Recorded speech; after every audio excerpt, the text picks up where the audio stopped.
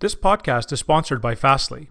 Fastly CDN, WAF, Load Balancer, and Image Optimizer were built by developers for developers to deliver sites and applications quickly and securely. We integrate seamlessly with your existing stack and workflows for increased insight and control. Test up to $50 of traffic for free at fastly.com/signup. Welcome to the InfoQ podcast. This podcast is dedicated to chatting with architects and senior engineers from the world's most innovative shops. My name is Wes Rice, and I chair the International Software Conference, QCon. Today we're talking with Sid Anand. Sid is an architect at Agari. He formerly was an architect and tech lead at eBay, Netflix, and LinkedIn. He has 15 years of data infrastructure experience at scale. He's a PMC member for Apache Airflow, and he's a member of the QCon San Francisco and QCon London committee.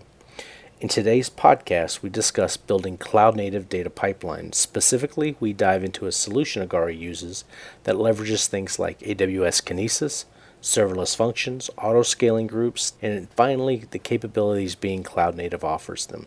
I hope you really enjoy this podcast. It was a lot of fun doing. Thanks for listening. Welcome, Sid, to the InfoQ podcast. Thank you for having me. So you're an architect with Agari. What are the problem sets that Agari solves? So Agari is an email security company. It's a SaaS company that has most of all of its operations in the AWS cloud. And we're trying to solve the difficult problem of spearfish detection and elimination. So most of you have received email that is unsolicited of some sort. And that's typically considered spam. It's just email you're not really interested in. That problem has been solved for the most part through secure email gateways that are deployed at enterprise companies. These secure email gateways do a good job of detecting spam campaigns. Now, the problem we're trying to solve is where a specific individual at your company, say your CTO or CFO or CEO, receives an email they think to be a valid one, and by clicking on a link or following some instructions in that email, they compromise themselves or their company. In our case, there has never been another email like that email, and there won't be another one like it afterwards. So we have to detect and eliminate a spearfish message given no prior history or pattern. Interesting. So from a really high level, how do you kind of go about doing something like that? So a lot of approaches in the security space use a fingerprint of a known attack pattern, and that becomes an arms race. So essentially, you have to be aware of all the attack patterns, build fingerprint detection and elimination. But whenever a new attack rears its head, you have a very short period of time to shut down that attack. That's called the negative model. We don't take a negative model approach. We take a positive model approach. So what that means is we look for patterns of good behavior. And if you match a pattern of good behavior, you're good. Otherwise, you're in the range of suspicious to untrusted. Right. So when you say match a pattern of good behavior, how do you go about trying to match that? Agari has been in this business for a long time, and we have captured email traffic or mail flow from the big email inbox providers like Yahoo, Gmail, Office 365.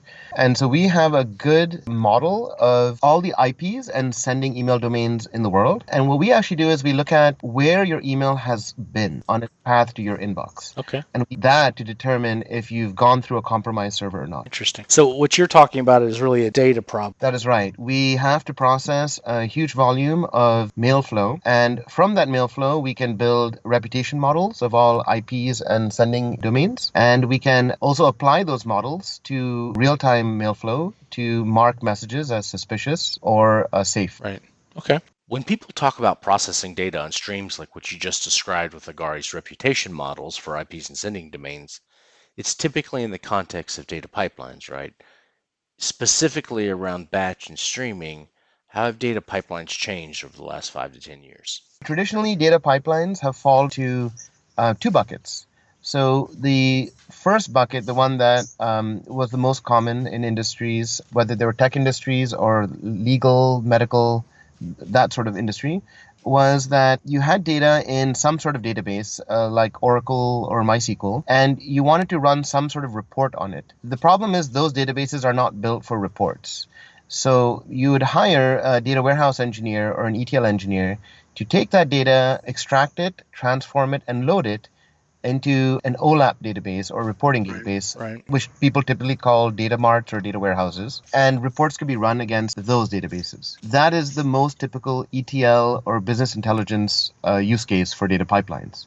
In the last 10 to 15 years, our websites and our interactions with the world have become more intelligent, and it requires us to have data pipelines that do enrichment, modeling, scoring, ranking, and different sorts of data science and machine learning on flowing or data at rest to come up with predictive results, like movies you should watch on Netflix or songs you may be interested in on Spotify. It could also be used for credit card fraud detection or for IoT sensor control. Right. So it's basically moving from the idea of copying things from or moving things from one data store to another on the back end to actually a stream of data that's coming into the system and being able to act on it now. That is correct. And in the traditional world, since reports were run every day, perhaps once an hour, a batch was fine. But as we move into the more intelligent systems that we're accustomed to, we need real-time answers. And those old ETL methods don't work. If you were going to compare maybe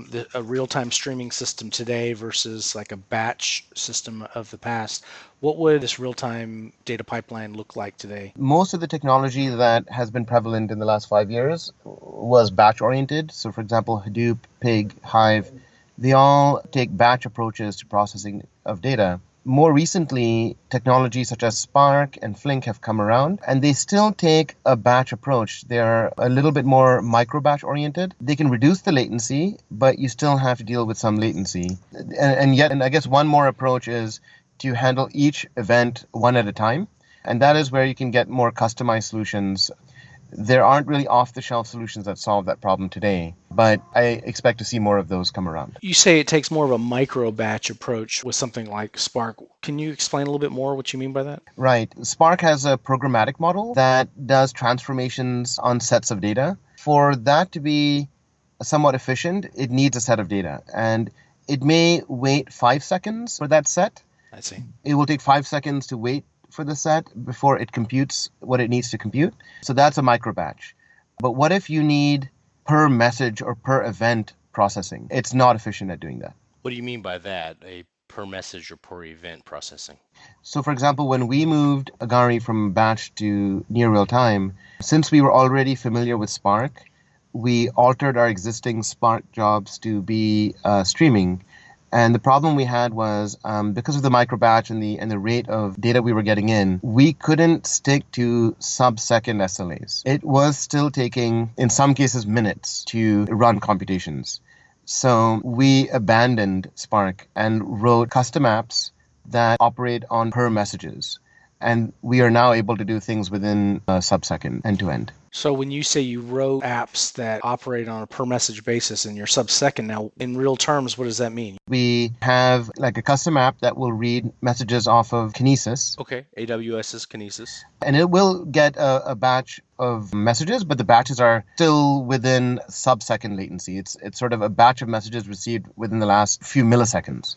And then for those messages, it will score it and immediately send that message downstream to the next hop in the data pipeline.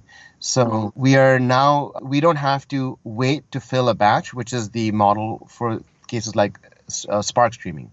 Spark, you set a certain threshold of time that it should wait before it starts its computation. We don't wait. We are constantly pulling Kinesis every few milliseconds.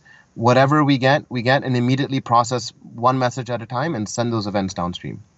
Now, does that mean you can do that because each event that you're getting is kind of discrete? It has all the information you need to operate on. It's kind of encapsulated in that event. Is that a characteristic that enables you to do this? Okay, so that's a great question. We also had to solve the windowing problem. What we do instead is we have Elastic Cache, which is essentially a hosted Redis cache available, and we store data as we get it in that Redis cache. Okay. And if we want to get some history for the last day, we query Redis cache to get those counts and apply that history when scoring an event we get. And that is actually much faster than what happens in Spark. Okay, so I want to dive into this architecture a little bit more, but before we do, you kind of talked about batch, you talked about micro batch, you talked about this event streaming approach that kind of runs in the cloud. What are the design decisions that you need to think about when choosing one of these particular approaches? Okay, so if you're doing batch processing, So, for example, we still do nightly batch processing to do model building. Some, like model building and machine learning and training, needs to happen on batch sets. So for those use cases, batch is still the right approach, and things like Spark are still the right tool for the job, whether you're in the cloud or in your own data center. Now, if you're building a near real-time pipeline, I don't believe that Spark streaming is ever going to be the right solution for you. The promise of Spark was that you write an application once, and that same application can be used for both batch and for streaming. That's a gross oversimplification. The reality is your needs in the batch world are very different from your needs in the stream processing world. If you try to use the same app for both, you're not going to get the same performance in both. So batch applications have the ability to do more complex stuff and take more time to do so. Right. Stream processing is all about timing. Sure. You have to sometimes sacrifice some of the complex operations when you make that decision. So the real consideration you're trying to deal with is how fast you can respond to the event that's coming in. That is correct. And in the world of finance, you're not going to find Spark streaming. Right. They have the shortest latency for their data pipelines that you've ever seen anywhere. And so the approach that we've taken is sort of more of that approach. Built simple apps that can do their operation very fast, and we couldn't reuse the Spark programming model. I understand. Okay, so let's specifically zero in then on the approach that Agari took with AWS on this event stream based approach. Is that the right term, event streaming approach? Yes. Okay. So what were the big design considerations that you had to make in producing this solution? We have a relatively small team, total of 20 engineers. Maybe 10 of them are working on the data pipeline. So we need a data pipeline. And we also have customers that are being onboarded every week. New customers are coming in every week. So our scale keeps changing. And it doesn't change simply in a continuous fashion. It changes in a step fashion. Every new customer that we onboard is a step function increase in our traffic. So we can't really afford to have engineers involved in constantly scaling our system up. We need a system that has a few characteristics. So first of all, it should be operable. What that means is it should be self-healing, auto-scale, highly available. Whatever the latency needs, it should be latency enforced. It should be monitored for end-to-end health visibility. And it should be very easy to deploy and roll back from.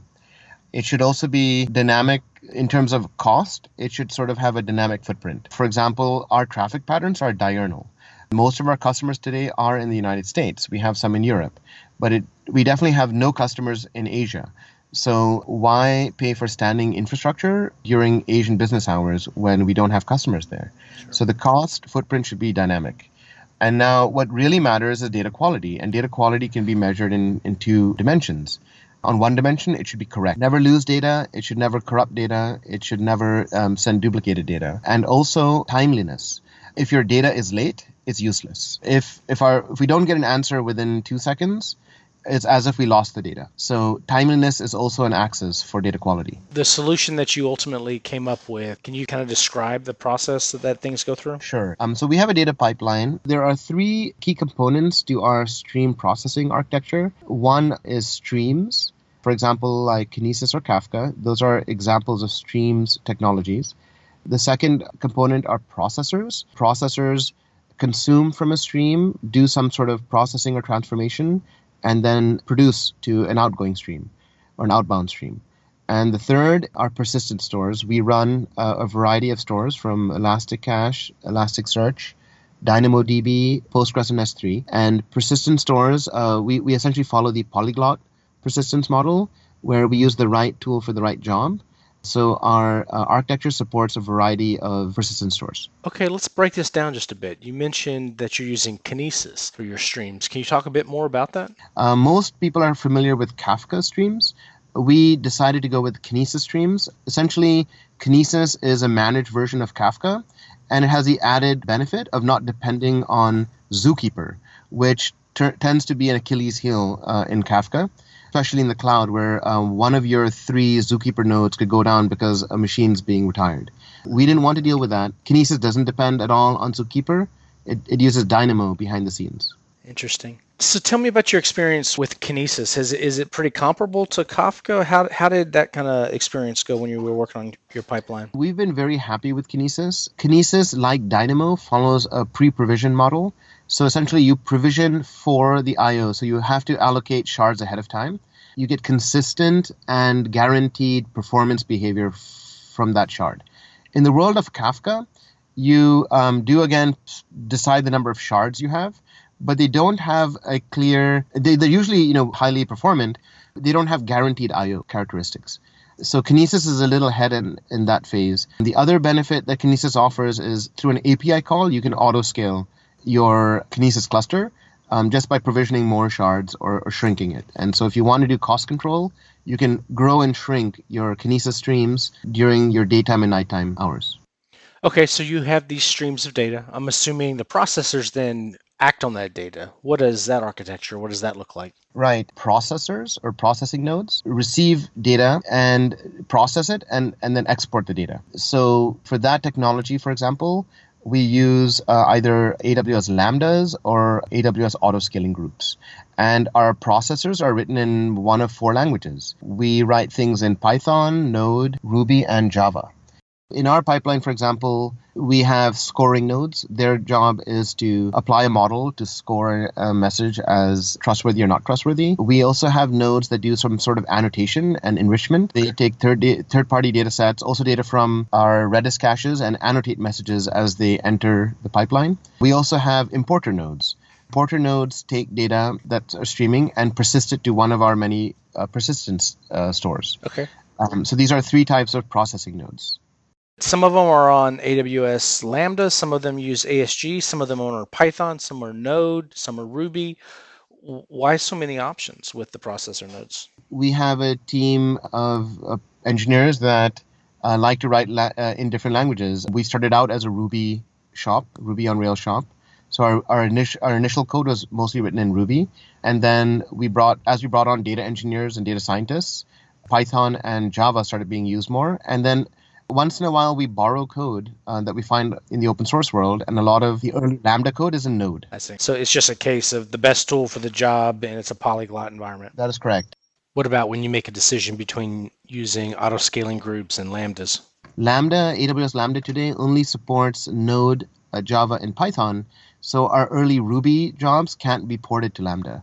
So the ASG model is still the best model for them. So your solution has to not only choose whether to use a Lambda, it also has to decide whether to use an auto-scaling group with AWS. That's correct. How do you manage your deployments for the auto-scaling groups? So we have 2 approaches to building auto-scaling groups. The first approach was we would provision a standing soloist node, and that node essentially we set up using Terraform and Ansible. And every time we deployed a code artifact to that node, such as a Ruby gem, we would basically snapshot the soloist to get an AMI and then deploy that AMI in a rolling fashion to an autoscaling group. So we call this the soloist approach. Essentially, we have a standing provision node, and every time we have a new Jenkins deployed build artifact, we go ahead and snapshot that node, build a new AMI, and then we actually used Ansible to do a rolling deploy to an auto-scaling group. The other approach that we started using is to use Packer. Now, what Packer does is that it will spin up an ephemeral soloist. It'll spin up an ephemeral soloist. It will use Ansible to fully set that machine up. It will then deploy the artifact to that box and get an AMI out of it, and then destroy that ephemeral soloist and do a blue-green deployment via Terraform of our autoscaling group. 2 different approaches. You had mentioned a variety of different persistent stores that you're using in your architecture. How do you choose between them? Sure. Good question. So initially we started with a single node Postgres, and we were using it for a variety of things. So as data was entering our pipeline, we were writing it message by message to Postgres. So I would call this detail information. And we were also generating aggregates because our tool shows analytics to users. And analytics typically means some sort of summarization data. And thirdly, we wanted our users to discover data, and that typically means some sort of search functionality. Postgres supports all three of these, but it's not the right tool to be used for all three. So one thing that we did was we offboarded search and aggregation to Elasticsearch. And the big innovation or insight there was typically in data pipelines that use a database technology, the approach they take is to pre-aggregate data on a fixed interval. So for example, they'll generate summaries every hour. The problem with that in the near real-time world is your summaries are always wrong. They're always delayed, they're always off, and they don't handle cases where data comes in late. The approach we adopted was to use Elasticsearch for real-time, on-the-fly aggregation, and that has worked really well for us. Okay, so we have the stream, the processing, the data storage. What else are we missing here to really understand Agari's approach? The important part of any data pipeline is to decouple services through both streams and a data format that supports schema evolution. And a lot of people aren't doing that. They're sending JSON across. The cloud providers are way behind on this because they support only JSON, and everyone's always getting broken. So basically what you're saying is you need a schema type that basically allows you to evolve to change the actual definition, the types, On the fly. with times and not break everything. Yeah, without any human intervention. That's the idea. So that anyone can send you any version of data, like containing columns or missing columns, but you should never worry. So you're talking about something like Protobuf, Thrift, or Avro, or something along those lines, right? Yes. Okay. And what did you ultimately choose? We chose Avro. Why? Avro had the best coverage for the range of languages we're using. It's supported in all four of the languages we use. And because Avro supports, and this is primarily because Avro supports what's called the generic interface, which what that means is in Protobufs and in Thrift, you have to compile IDL. You have to do what's called code generation. Avro doesn't require that, and dynamic languages, that works really well for dynamic languages. Another common pattern I've heard you mention before is change data capture. Could you talk a bit about how you use change data capture at Agari? Another key sort of design idea that we adopted early on is that it has to do with databases. So typically people who use databases, they add indexes, typically OLTP databases. They add indexes as they need them to be able to do interesting queries. The problem is the more indexes you add, the slower the insert rate, or the lower the insert rate becomes, and the slower the insert latency becomes. And so that starts hurting you on the real-time ingestion of data. So one approach people take is to create what's called a change data capture stream. So what you do is you let your data, you optimize for data ingest on your main data store, and then you publish a change data capture stream downstream to other persistent stores that have more custom indexes that you query. You can do more complex queries downstream, and you don't negatively impact your ingest. Yeah, that makes sense. And how are you using change data capture in the architecture you just described? So we ingest data into our primary data store, which is Postgres, and then we have a change data capture stream, which is a Kinesis stream out of that database. Okay. And then downstream, we can put whatever we want, recommender systems, graph engines, whatever. Today, we've put Elasticsearch downstream of it. And the other benefit we get from this is that we're consuming data that's already been transformed and cleaned up from the database. So we only have to put that transformation logic in one place. And that's when it's first written to the database. And then that is all clean data. And downstream, search doesn't need to clean it again. Graph engine doesn't need to clean it again. Or neither does cache. Cool. So with all these benefits that you just, why are people still running in their own data center? Why not using the cloud? When you get to a certain scale, like the scale of LinkedIn or Facebook, the cost to transfer your data into a cloud may be prohibitive. And when Netflix first moved to the cloud, Netflix considered itself dropped in the lake or the ocean that was Amazon's web services, and it turned out not to be the case. It turned out that Netflix was, even in the early days of streaming, a significant portion of the resources. Well, the fact is Facebook and LinkedIn, their data center footprint alone could match that of Amazon. Okay, so you are also a PMC committer or maintainer for Apache Airflow. What's Airflow? Airflow is a job scheduling framework and tool. So if you need to do ETL jobs, if you need any type of job scheduling that is more complicated than what cron will give you. So cron, for example, will run one thing for you, But let's say you want to run 4 different jobs, and job 2 shouldn't start until job 1 is successful, and vice versa. And job 3 shouldn't start until job 2 is successful. To chain jobs together, that is done through these job scheduling or DAG engines, we call them. In the market today, you can find Luigi, Pinball, Uzi, and Azkaban. And I would say Airflow right now is one of the more prominent of those. Very nice. Well, Sid, thanks for taking the time to chat with us. Wes, thank you for having me.